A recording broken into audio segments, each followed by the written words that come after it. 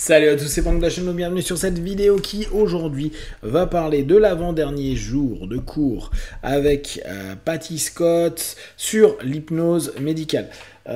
J'ai appris hier en fait que c'est vraiment elle qui a monté pour l'IMDHA ce cours d'hypnose médicale et elle expliquait que vraiment ça a été quelque chose qui pour elle était important à développer. Et comme je lui expliquais, c'est que je trouve qu'en France, on n'a pas assez ce principe d'hypnose médicale. Alors, peut-être qu'il faudrait appeler ça hypnose complément médical ou hypnose complémentaire médicale, pour pas qu'il y ait d'ambiguïté et que les personnes se disent oui, c'est des médecins qui mettent en place cette forme d'hypnose, mais vraiment dire on est dans le staff, l'équipe qui peut vous aider à vous sentir mieux par rapport à des maladies, qu'elles soient de peau, que ce soit des maladies psychiques, des maladies physiques, que ce soit bien sûr des maladies lourdes, des maladies longues, des handicaps, etc., etc. Toujours bien sûr en lien avec des médecins, avec des psychiatres, bref, montrer qu'il y a une hypnose complémentaire médicale qui peut apporter du bon et communiquer dessus. Je vais tenter moi de le faire dans les semaines, les mois à venir, de vraiment axer beaucoup de choses sur ce mot-là, hypnose complémentaire médicale. Je pense que j'aime bien cette notion de complémentarité. N'oubliez pas, l'hypnose est considérée comme une discipline complémentaire. On doit absolument jamais avoir la notion, une sémantique ou un discours qui est compensatoire ou substituant, c'est peut-être plus juste comme mot, à la médecine. C'est absolument pas le cas, ce n'est pas vrai, et nous on est vraiment là pour compléter, aider, apporter des plus, permettre une autonomie avec de l'auto-hypnose, permettre une meilleure gestion des maux, des douleurs, des mal-être, des malaises, qu'ils soient physiques ou psychiques. On a un super outil, vous le savez que j'aime énormément l'hypnose, je pense vraiment que c'est le meilleur système sur plein d'éléments pour aider au quotidien à améliorer la vie des gens. Et comme vous le savez, de mon point de vue, je ne suis qu'un petit praticien qui cherche à donner un peu de confort dans différents moments ou domaines du quotidien. Et les moments où on est malade, vraiment malade, c'est toujours bien d'avoir des plus, peut-être des accélérateurs, peut-être des éléments qui compensent, etc., dans la pathologie. Donc, hier et aujourd'hui, je sens que ça va être un petit peu plus léger au niveau des infos.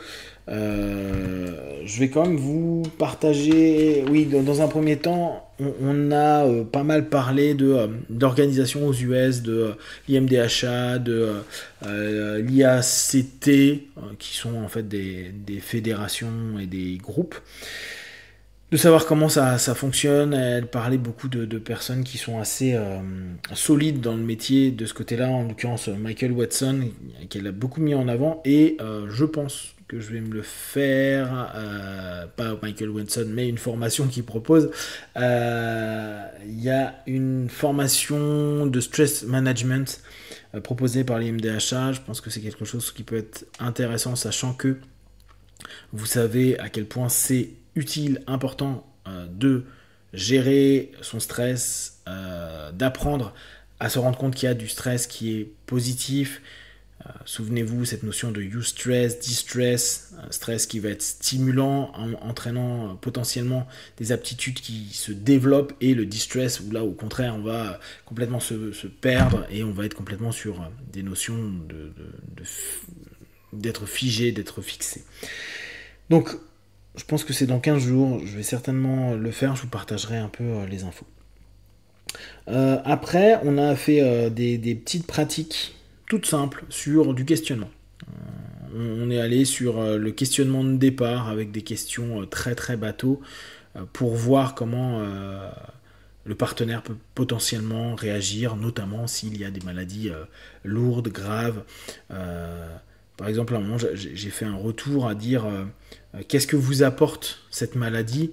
Je lui dis c'est compliqué pour certaines personnes qui sont complètement en souffrance et qui, surtout s'ils n'ont jamais fait de travaux sur eux, le bénéfice secondaire d'une maladie difficile, voire potentiellement mortelle, c'est compliqué de se dire oui, c'est pour comprendre que j'ai des choses à dire, etc., etc. Donc, Là-dessus, on en a discuté, de questions qui peuvent sembler pertinentes comme ça sur le papier, mais quand on est face à des personnes qui sont proches parfois de leur finitude, c'est pas le bon genre de questions.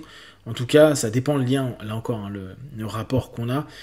On peut le faire un peu à la provoque, on peut le faire aussi dans vachement d'empathie et autres, mais ça dépend complètement de nos partenaires. Donc là, on s'est posé des questions sur des questions de base pour accompagner les partenaires. Qu'est-ce qu'elle a dit que je trouvais sympa ? Oui, elle est très très indirecte dans sa manière de bosser. C'est marrant, elle est très indirecte, elle est très conversationnelle en fait. Elle aime beaucoup l'hypnose directe, mais je vois dans ses scripts et tout, parce qu'on a eu deux petits livrets de cours, c'est très très indirect, avec beaucoup de unbelieved commands et tout ça, de commandes imbriquées.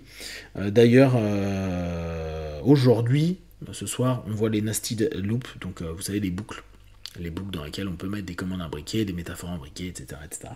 Elle aime bien, c'est sympa. Et sur certains trucs, c'est vraiment purement du direct, comme le faisait feu son professeur Michael Preston.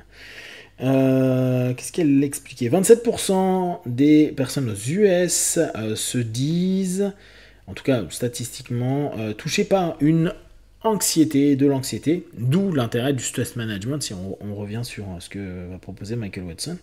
3 fois plus qu'il y a 10 ans, et chez les 18-24 ans, 50%, donc là encore, toute l'importance de l'hypnose médicale, on va dire hypnose complémentaire médicale, qui peut vraiment être important pour les gens de mettre en avant, oui, avec l'hypnose, on le sait, hein, la sophro le fait très bien aussi, hein, mais on peut accompagner des personnes qui sont dans de l'anxiété, dans du stress, dans la gestion de ce qui se passe dans la tête, de ce qui se passe autour d'eux.